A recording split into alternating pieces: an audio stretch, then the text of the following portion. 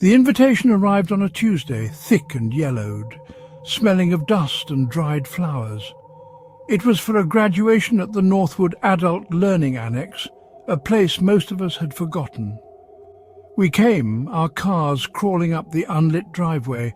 The school loomed, a hulking brick silhouette against a moonless sky. Inside, the foyer was vast and empty, a single bulb flickering overhead. We gathered in the centre, Maria, David, a few others. Dust motes floated in the flickering light. The building seemed to hold its breath, waiting for us to take our seats. The invitation had brought us back, but for what? Something was deeply, fundamentally wrong.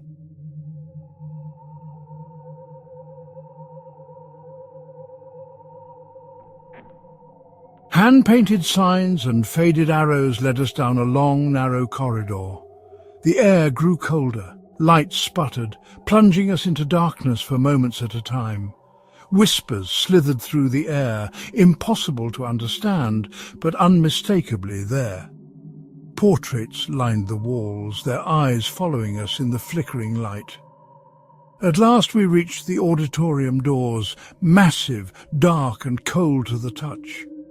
The hinges screamed as we stepped inside, hearts pounding. The darkness behind us felt alive. There was no turning back.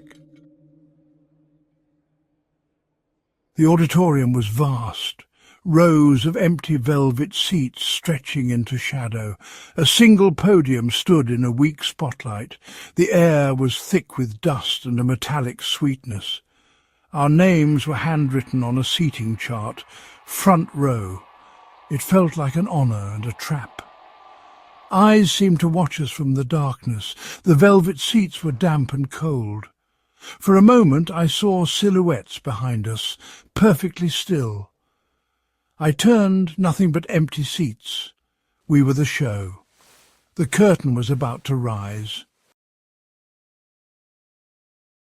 The spotlight flared, harsh and white. A figure emerged, a tall, impossibly thin old man in a black academic gown. He glided to the podium, silent, eyes lost in shadow. The whispers ceased. Silence fell like a shroud.